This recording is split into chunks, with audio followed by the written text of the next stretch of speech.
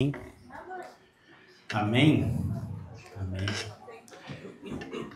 Enquanto as crianças saem, você que não tem um lugar específico vai encontrar, porque vai ficar umas lacunas aí no espaço. Encontre seu lugar, sente-se. Crianças, Deus abençoe vocês. Se você está levando seu filho e ainda não levou no banheiro, aproveita para você não ter que perder a mensagem no meio do caminho, faz isso agora.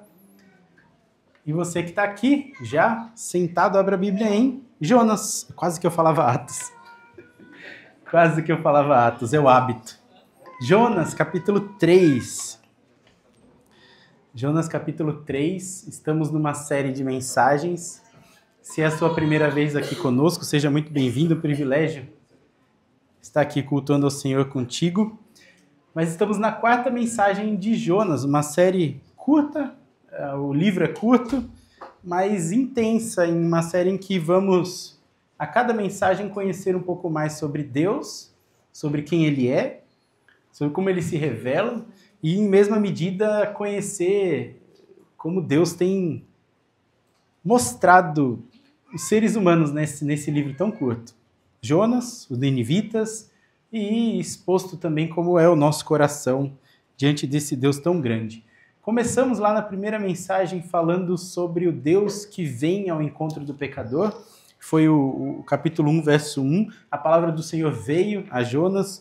Jonas não estava procurando salvação dos ninivitas, ele odeia esse povo, inclusive, a gente vai voltar a falar disso logo, logo.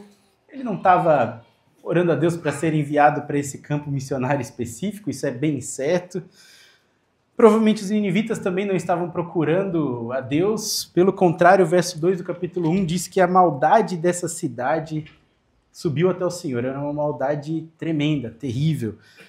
Pensando na geopolítica, provavelmente a Síria nem conhecesse assim tão bem o reino de Israel. Temos, como eu falei lá na primeira mensagem, uma mania de grandeza com Israel, mas ele era pequenininho dentro da vastidão dos grandes impérios, a Síria, Egito, depois Babilônia e assim vai. Então a gente está falando aqui de um contexto na capital do Império Assírio, longe, sim, bem longe de Israel, um povo que não estava procurando o Senhor, mas o Senhor veio a eles. Falamos na segunda mensagem com o Ramon, ele trouxe essa reflexão para a gente sobre um Deus soberano sobre todas as coisas, que dele é impossível fugir, por mais que tentemos, às vezes é impossível fugir do Senhor.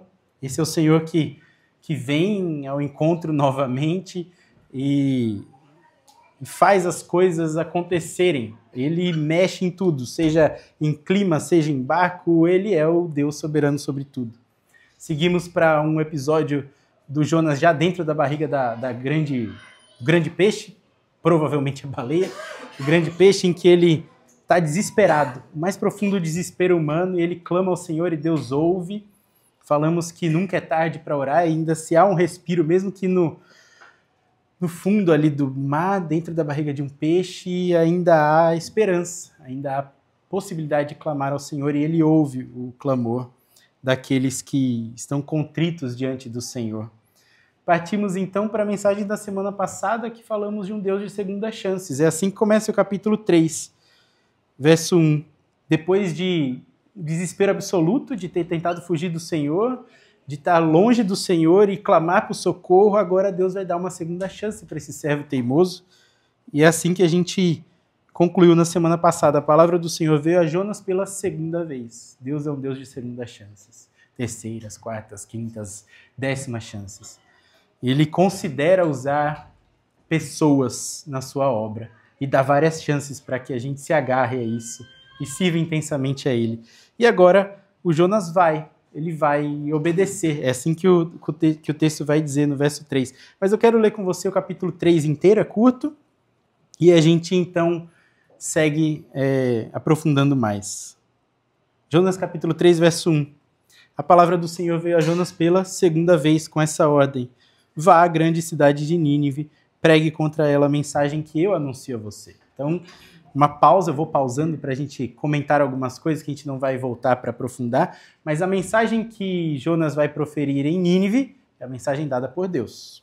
menor que ela seja, mais intensa que ela seja, é uma mensagem dada por Deus. Então, ele foi a Nínive para pregar a mensagem que Deus deu a ele. Verso 3, Jonas obedeceu. Ele foi. A gente vai ver no capítulo 4 que ele foi ainda relutando bastante. Ele não está muito confortável, mas foi. E aí falamos também sobre isso, que servir ao Senhor nem sempre é confortável, nem sempre afaga o nosso ego, nem sempre nos exalta. Não. Servir ao Senhor não é para ser confortável, não. Por vezes ele nos agracia durante o serviço, mas não é para ser algo confortável para nós. Mas ele foi. Jonas obedeceu, verso 3. Obedeceu a palavra do Senhor e foi a Nínive. Era uma cidade muito grande, sendo necessário 3 dias para percorrê-la. Não sei quanto tempo demora para percorrer Caraguá, não faço a mínima ideia. Se eu conseguir chegar na praia já é um grande sucesso. Mas os atletas aí, né? Cruzar a cidade inteira, daí que anda bastante, não sei, talvez dê para fazer em um dia, não sei. Nínive não dava, 3 dias para percorrer. E o texto deixa claro, se o texto diz, é porque é verdade. Por mais rápido que você queira ser, não dava para fazer em menos de 3 dias. Cidade muito grande. E o texto dá essa ênfase, uma cidade muito grande. Verso 4, Jonas entrou na cidade e a percorreu, ou começou a percorrer, ou percorreu e proclamou. E aí tem umas diferenças entre versões aí, você deve notar se você tem a sua versão aí no celular ou na mão. Há algumas diferenças nesse verso, eu vou falar rapidamente sobre isso daqui a pouco, mas ele entra na cidade, chega a Nínive, entra na cidade, portão da cidade adentro, percorre um dia e proclama, daqui a 40 dias Nínive será destruída. Essa é a mensagem que Deus deu para Jonas, e ele foi proclamar essa mensagem. Verso 5, os ninivitas creram em Deus, proclamaram um jejum, e todos eles, do maior ao menor, vestiram-se com pano de saco, que era a forma de luto, de pranto, de lamento, de dizer que eu estou errado, vou me vestir de roupa de saco, vou jogar cinzas e pisar em cima. A gente não faz nada disso, né, hoje. Não sei qual é a nossa expressão de arrependimento, de contrição. Talvez a gente chore, não sei. Mas naquela época era assim, roupa de pano de saco e cinzas. Vestiram-se com roupa de pano de saco. Verso 6. Quando as notícias chegaram ao rei de Nínive, então essa notícia propagada por Jonas foi se alastrando e chegou até o rei. Ele se levantou do seu trono, tirou o manto real, vestiu-se com pano de saco e sentou-se sobre as cinzas. O rei fez isso. Então fez uma proclamação em Nínive. Por decreto do rei e dos seus nobres, não é permitido que nenhum homem ou animal, bois ou ovelhas, provem coisa alguma. Não lhes deem nada para comer nem beber. Jejum na cidade toda decretada pelo rei e seus nobres. Verso 8. Cubram-se de pano de saco, homens e animais. E todos, tá? Todos, o rei está mandando, clamem ao Senhor com todas as suas forças. Não é de qualquer jeito, clamem ao Senhor com todas as suas forças.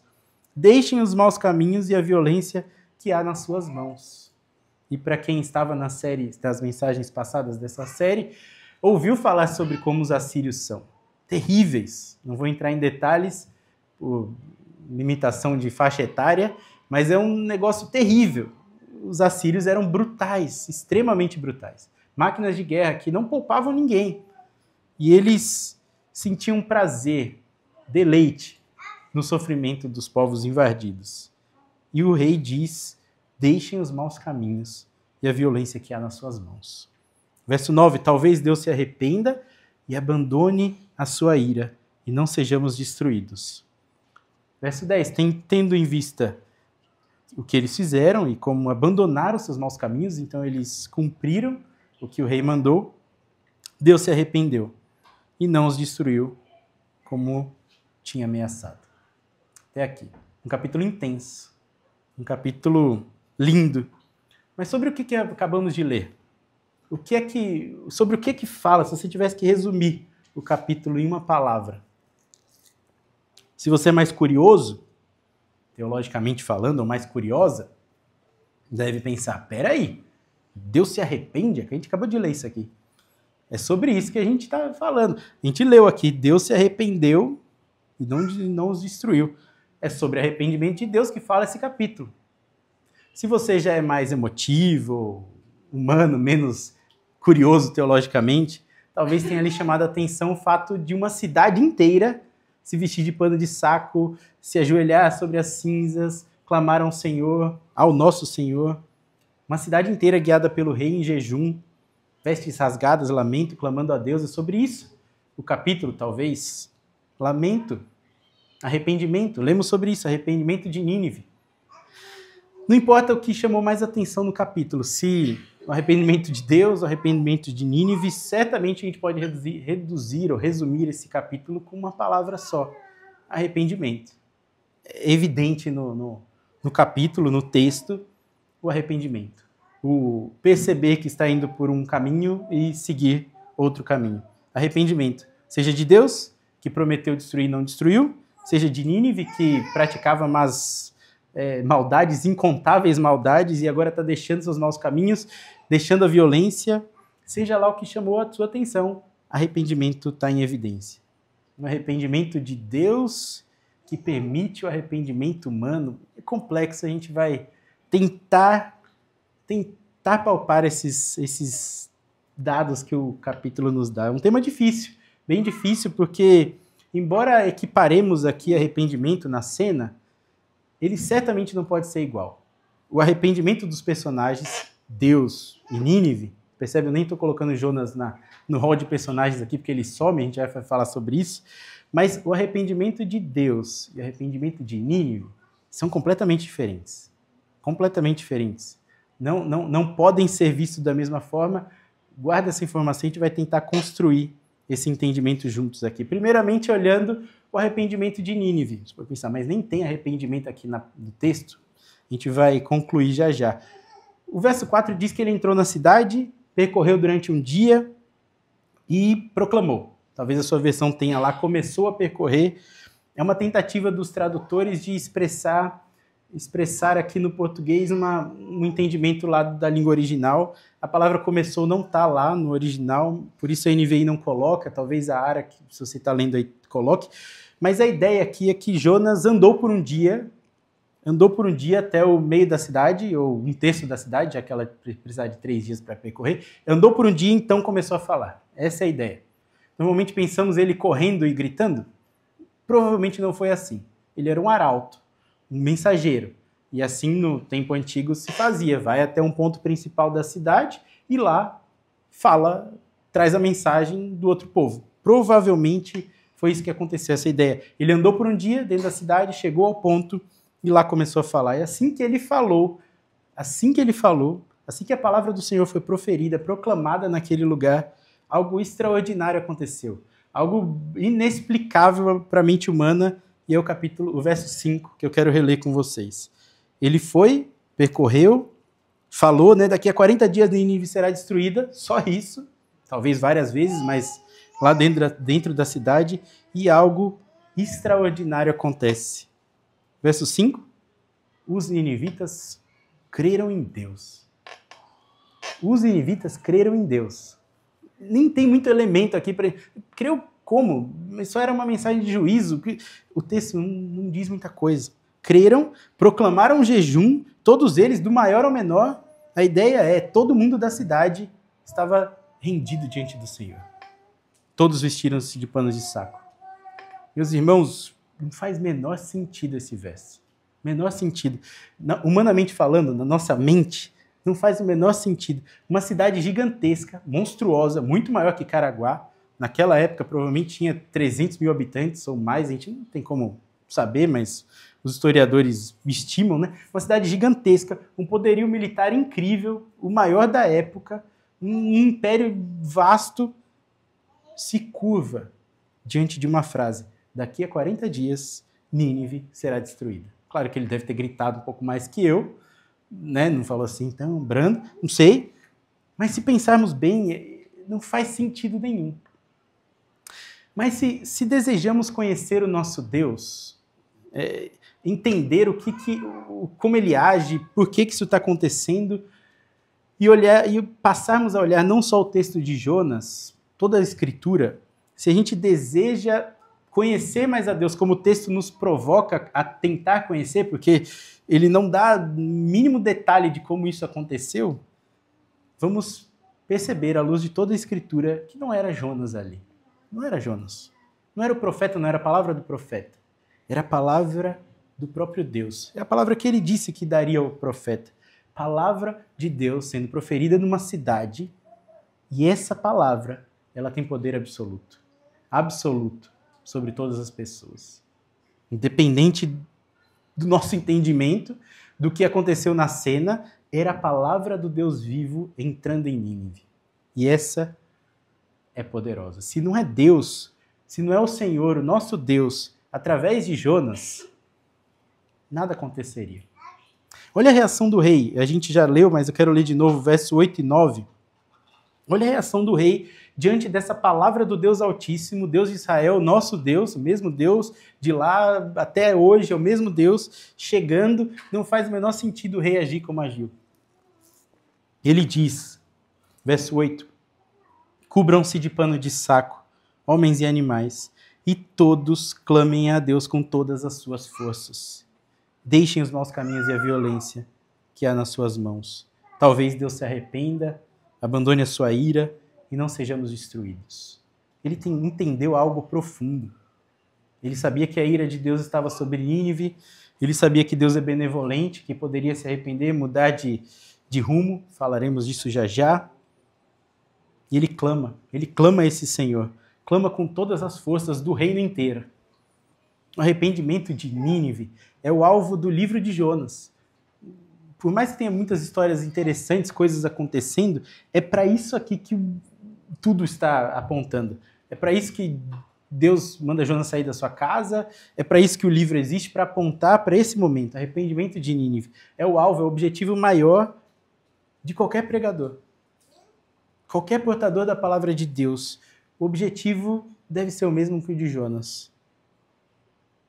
Jonas não queria alcançar Nínive, a gente já pontuou isso, ele não queria. Capítulo 4 vai falar de novo. Ele odiava aquela nação. Mas, por agora, percebam a graça de Deus através de Jonas e sobre os pecadores, sobre Nínive. Um povo mau que a maldade subiu até Deus. Nínive, o seu rei, seu povo, merecia, assim como eu e você merecemos, justa condenação de Deus. Merecia. A maldade era gigante. Merecia uma iminente e avassaladora destruição, como Deus prometeu. Não seria surpresa se Deus fizesse. Eles, ninivitas, e nós, com os nossos pecados, e todos nós temos na conta algum pecado que seja, ferimos o santo, santo, santo Deus. Merecíamos a condenação. Eles não mereciam a salvação, não mereciam, nós também não. Por isso se chama graça. Jonas vai lá, prega, e eles se arrependem. E Jonas some da história. Esse é o objetivo do pregador.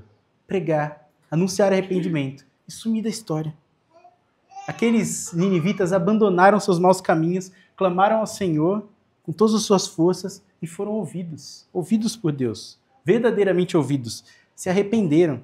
Embora o texto de Jonas ainda fique uma sombrinha de dúvida ali, o verso 10 fecha, mas no 9 ainda tem uma dúvida, né? Tem um talvez ali, o rei fala, talvez Deus se arrependa e tudo mais. Jesus, quando vai citar essa história, lá em Mateus capítulo 12, e vai ser o único texto que a gente vai ler fora de Jonas, então pula para lá, deixa marcadinho, volta já para Jonas, mas Mateus capítulo 12, verso 41, Jesus está contando sobre isso, falando a fariseus, a gente leu lá na primeira mensagem esse texto, falando a mestres da lei, pessoas que conheciam do judaísmo, mas não praticavam, seu coração estava longe do Senhor. Ele diz que os ninivitas, olha o verso 41, Mateus capítulo 12, verso 41. Jesus diz que os homens de Nínive, os ninivitas, se levantarão no juízo contra essa geração e a condenarão. Para qual geração ele está falando? Aqueles religiosos, legalistas, que faziam, mas não viviam o que diziam. Ele está dizendo que eles, os ninivitas, se levantarão em juízo e condenarão, pois eles se arrependeram com a pregação de Jonas. Jesus está dizendo isso. Eles se arrependeram com a pregação de Jonas. E aqui está algo que é maior do que Jonas, Jesus. O arrependimento foi verdadeiro, genuíno. E Jonas some da história. A partir do verso 5 para frente, Jonas nem interessa mais. O alvo é a salvação. Houve um arrependimento verdadeiro, correto entendimento de quem eles eram diante de Deus, como seus caminhos desagradavam ao Senhor, como eles estavam posicionalmente diante de Deus, quão afastados estavam, clamam e há um correto entendimento do arrependimento. Requisito fundamental para a salvação, arrependimento.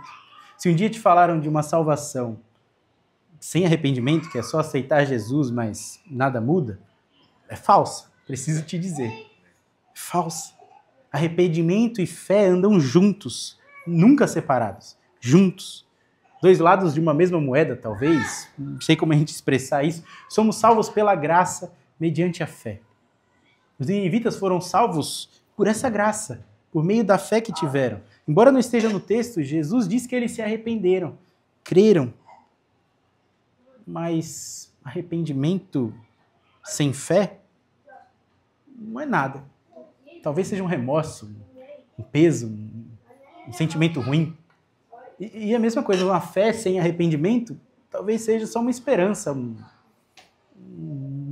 de um futuro melhor.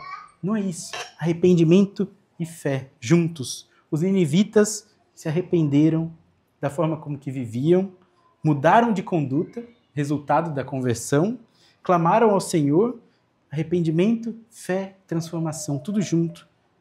Por isso foram salvos.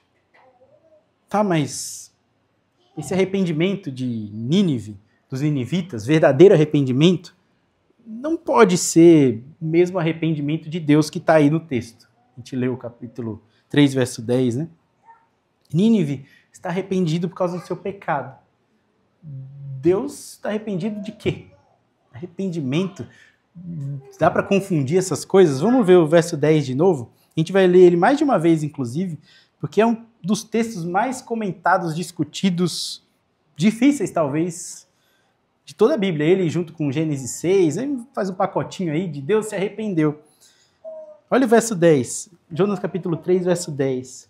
Tendo em vista, ou seja, vendo isso diante de Deus, diante da vista dele, ou seja, ele estava vendo algo, tendo em vista o que eles fizeram, então Deus viu a atitude, e como abandonaram seus maus caminhos, então é uma condicional.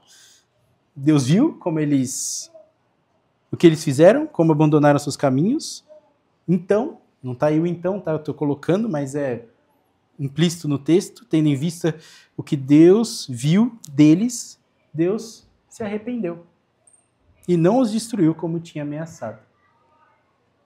Não pode ser a mesma coisa do arrependimento de Nínive. Não estamos falando de um arrependimento de conduta. Deus não está constrangido pela forma com que ele agia e aí ele quer mudar de rumo. Não, o arrependimento de Deus não pode ser o mesmo de Nínive. O que é então? Alguns vão tentar explicar essa palavrinha, que aparece em vários textos, como eu disse, dando uma cartada, tipo o super trunfo, quem já jogou, vou usar essa carta aqui, que é tradução. Vou traduzir diferente. Fala que não é bem um arrependimento, é uma tristeza profunda. Deus ficou extremamente triste em seu coração, talvez. Mas por que Deus estaria triste? É a mesma palavrinha lá de Gênesis, que Deus se arrependeu de ter criado a raça humana, lá naquele momento que todo mundo estava inclinado para o mal e veio o dilúvio, talvez você lembre dessa história. Por que Deus estaria triste aqui em Jonas capítulo 3? O povo se arrependeu, é alegria. Mudou de rumo, foi salvo. A palavra é arrependeu-se, sim, sem rodeios, arrependeu-se. Mas o que o autor quer transmitir para a gente, com essa palavra usada, não é um conceito teórico de arrependimento ou técnico, não é isso. Para que a gente fique discutindo por séculos e séculos, Deus se arrepende ou não se arrepende? Ele quer nos transmitir um ensinamento, uma mensagem.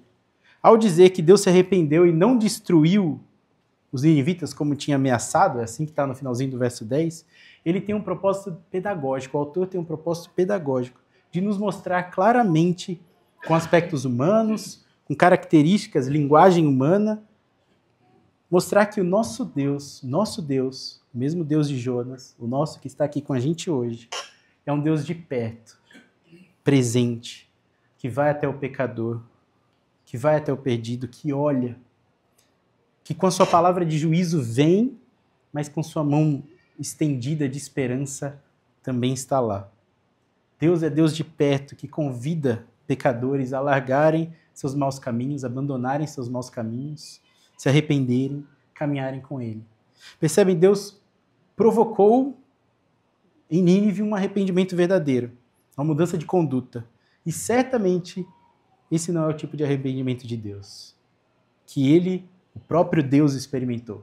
Arrependimento. O arrependimento de Deus, e eu faço uma afirmação aqui que talvez mais confunda do que ajude, mas o arrependimento de Deus é eterno. Como assim?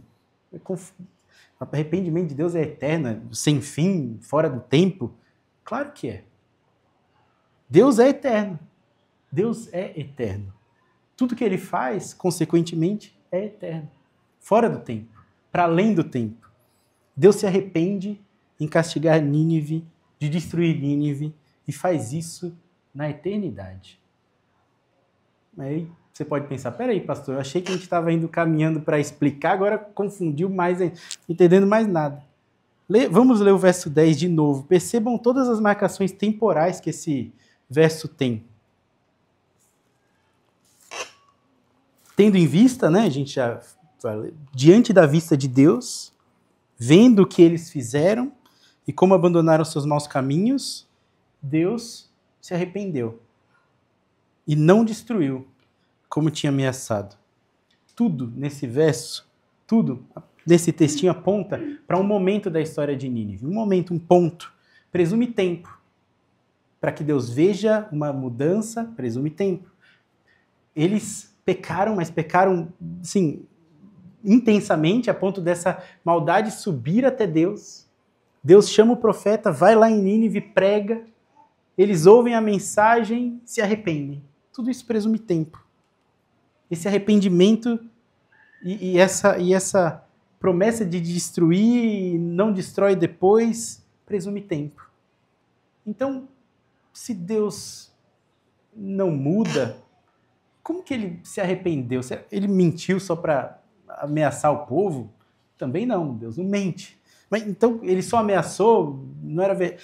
Como que Deus mudou de ideia? Como que isso pode funcionar diante de um Deus que sabe todas as coisas?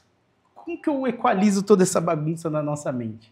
Algumas pessoas inquietas por conta da dúvida, pela dúvida, tentando responder, começa com um esforço genuíno e acaba distorcendo quem Deus é. Algumas pessoas caminham para o que conhecemos dentro da teologia, eu falo alguns termos técnicos para alguém que é mais curioso, que pesquisa mais, mas dentro da teologia conhecemos como teologia relacional ou teísmo aberto, mais conhecido assim, teísmo aberto. É dito aberto porque Deus está aberto aos acontecimentos futuros. Deus está tomando conhecimento das coisas junto com a gente. Pensam assim. Quando as escolhas nossas determinam o curso da história, Deus vai agindo junto com o homem. Teísmo aberto.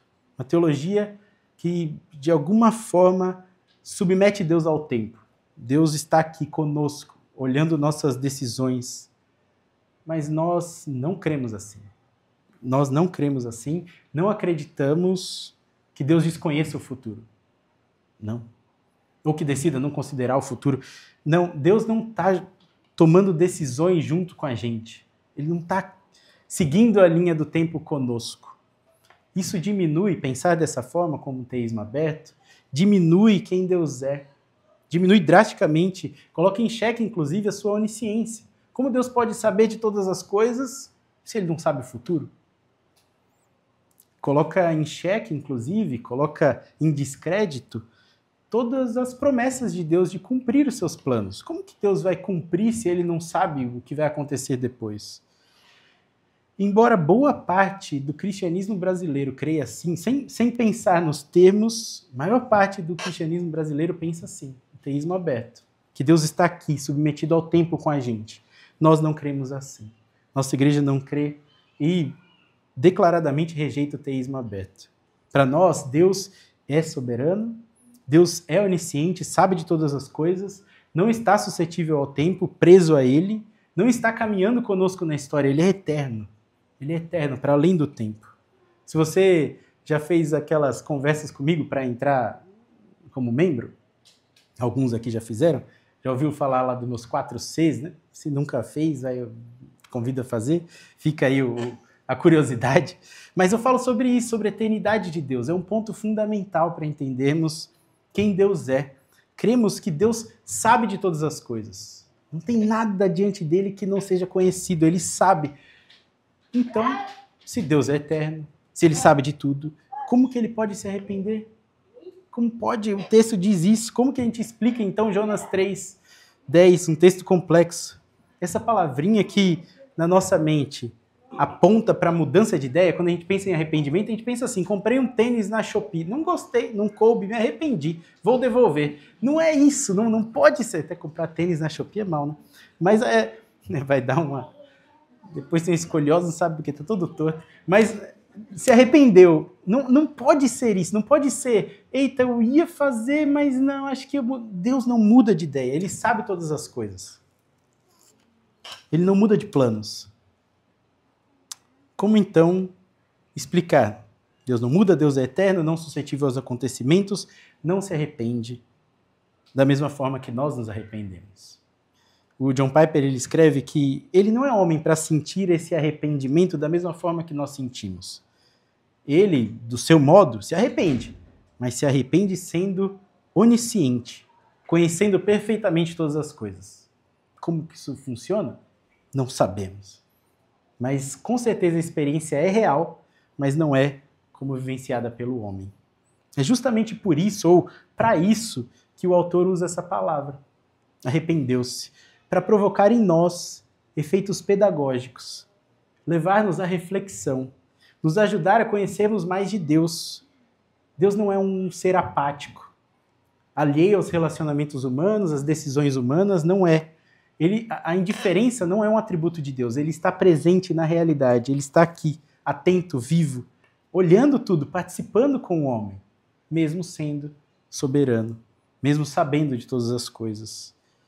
E essa palavrinha arrependeu-se deixa claro também para nós que, em termos mais técnicos, que a revelação é progressiva. O que isso significa? A Bíblia foi sendo revelada de acordo com a necessidade suficiente para que o povo daquele tempo entendesse e conhecesse a Deus, e novas informações foram sendo complementadas, e hoje nós, século XXI, Igreja Batista Novo Tempo, temos o privilégio de ter a Bíblia toda.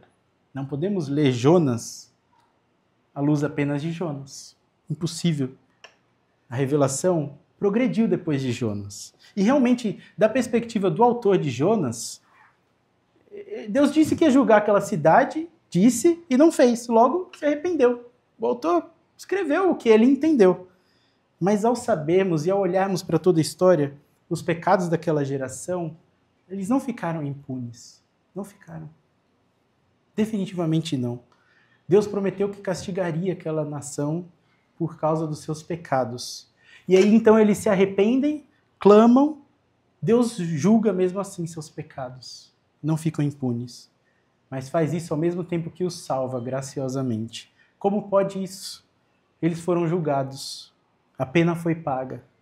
Não pela destruição da cidade como ele tinha prometido, mas foi paga por aquele que viria e carregaria sobre si a justa sentença sobre aqueles ninivitas. Deus se arrependeu na eternidade passada. Lá, quando era apenas Deus, quando somente era Ele, não existiam anjos, demônios, terra, céu, sol, nada, nada. Antes de tudo ser Deus, sem mais nada ao seu redor, sem nenhuma influência em sua soberania, Ele, na eternidade, antes mesmo de criar, antes mesmo de dar sopro de vida à criatura, antes mesmo do primeiro pecado, lá, ele se arrependeu de destruir Nínive e aqueles que se arrependeriam verdadeiramente. O arrependimento de Deus é eterno. Como ele resolveu esse problema? Ele precisava moer o pecado de Nínive. Ele precisava julgar aqueles pecadores. Ele não aceita iniquidade, ele é santo. Como ele resolveu? Ele mesmo resolveu. Ele, antes mesmo de Nínive se arrepender, ele resolveu que viria ao mundo para pagar pelos pecados daquela geração. Os pecados de Nínive subiram até o céu e foram derramados sobre os ombros do nosso Senhor Jesus Cristo. Naquela maldita cruz do Calvário, Jesus morreu pelos ninivitas. Foi moído, destruído. Deus se arrependeu de eliminar, Deus se arrependeu de matar, como ele tinha prometido. Se comerdes esse fruto, certamente morrerás. Não morre. Deus se arrependeu, mesmo antes deles pecarem. Deus se arrependeu de ter criado uma geração corrupta, imoral, inclinada para o mal. Deus se arrependeu de me condenar. Eu, particularmente. Lá na eternidade passada, Deus se arrependeu de me condenar. E por isso ele veio para morrer em meu lugar. Pagar por um preço que ele mesmo deu para os meus pecados. Deus, plenamente conhecedor do futuro, nada sai das mãos dele. Ele sabe tudo. Dono de todo o tempo, decidiu, naquela cruz de Jesus, decidiu destruir a minha, a sua, a maldade de Nínive. Tudo lá, junto. E assim ele cumpriu o que ele prometeu. Como sempre cumpre. Isso custou a vida dele, a vida do seu filho. Deus se arrependeu à luz do autor de Jonas, porque para ele faltavam as peças para entender todo o plano. Desde a eternidade passada, ele já tinha se arrependido de condenar pessoas que se arrependessem verdadeiramente. Percebem? Não é o mesmo arrependimento. Que se rendessem diante dele. E por isso ele deu um meio, uma forma, um caminho, que é Jesus Cristo. O que a gente aprende com esse texto tão teológico, tão denso, difícil? Eu vejo no rostinho de vocês, né? Como que a gente lida com isso? Eu quero recapitular 3 pontos que talvez amarrem melhor. Primeiro, Deus chama pessoas a pregarem o arrependimento.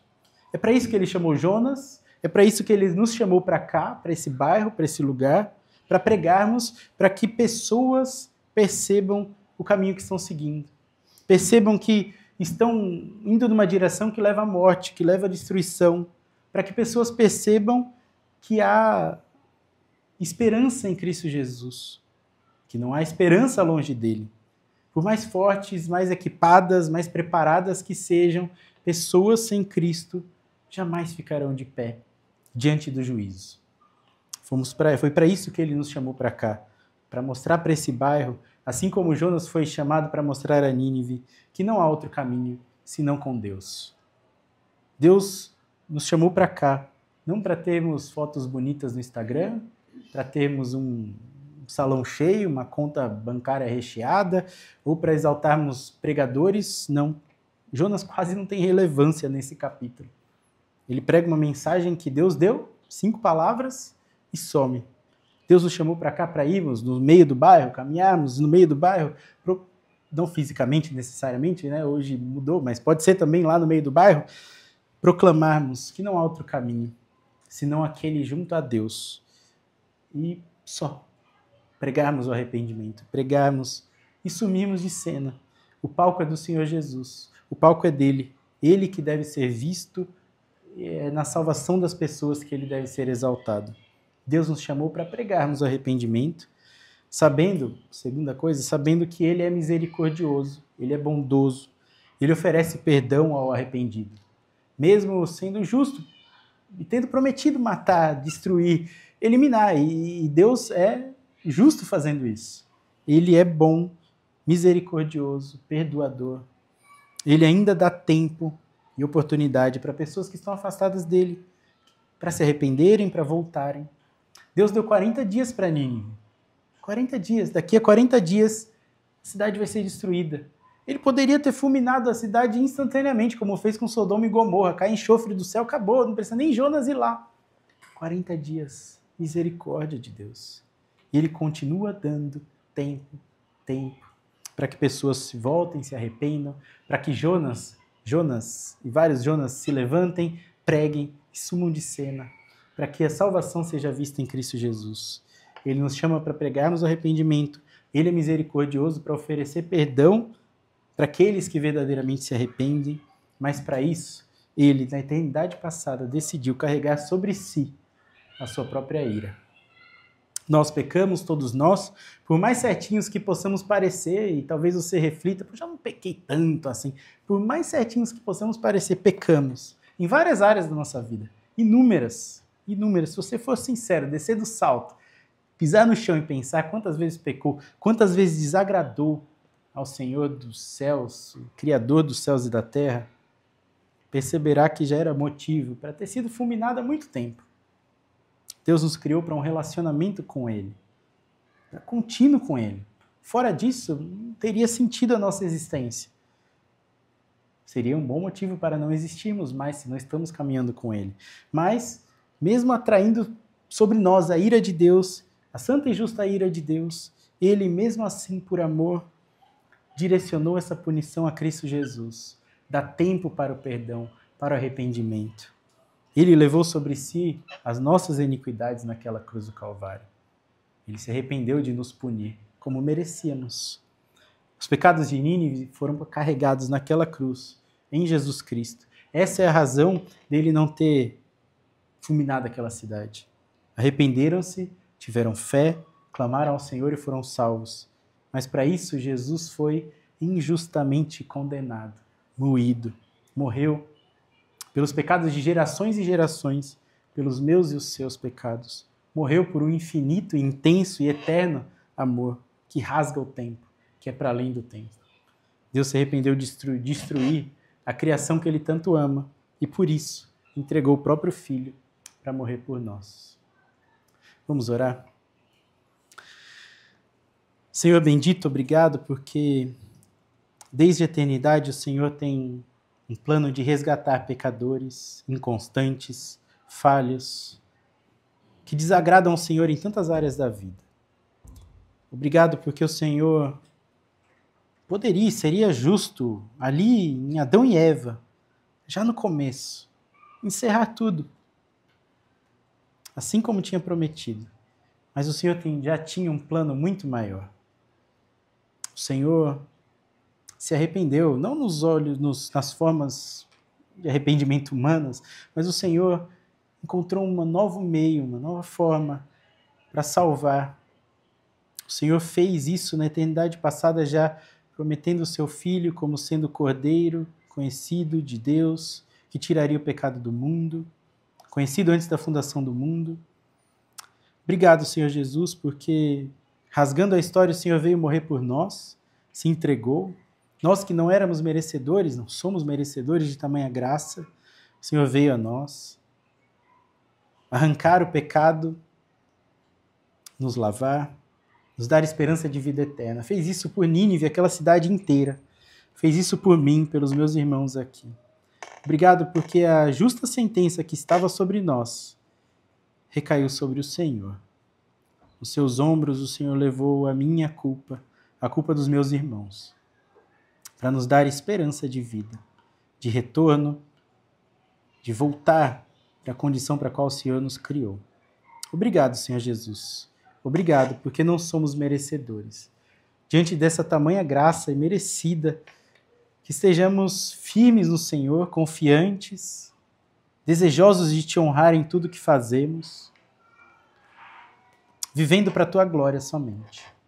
E se há alguém que sequer conhece esse grande amor, que vai para além do tempo, um amor eterno que envia um filho amado para morrer, se alguém aqui não conhece, não foi ainda convencido dos seus pecados, age, Pai, graciosamente nesse coração, trazendo sim essa mensagem de justiça, de ira, mas também com sua boa mão misericordiosa chamando ao arrependimento.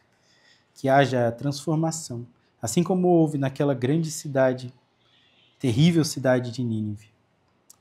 Aqueles que não eram merecedores foram salvos pela sua graça, misericórdia e sangue derramado na cruz. Que haja salvação aqui, nessa igreja, nessa noite, para a Tua glória, sempre para a Tua glória. Nos diminuindo, nos colocando onde estamos, reconhecendo quem o Senhor é. É o nosso desejo. Para a Tua glória seja tudo o que fazemos aqui. Em nome de Jesus. Amém. Deus te abençoe grandemente. Se você tem dúvidas sobre a sua salvação, sobre a sua posição em Jesus, sobre como está caminhando com Ele, quer conhecer mais, saber mais, fale com a gente, vai ser um privilégio conversar com você sobre isso, esclarecer alguns pontos, firmar outros tantos, para que você ande nessa terra de forma triunfante como um filho de Deus. Deus te abençoe.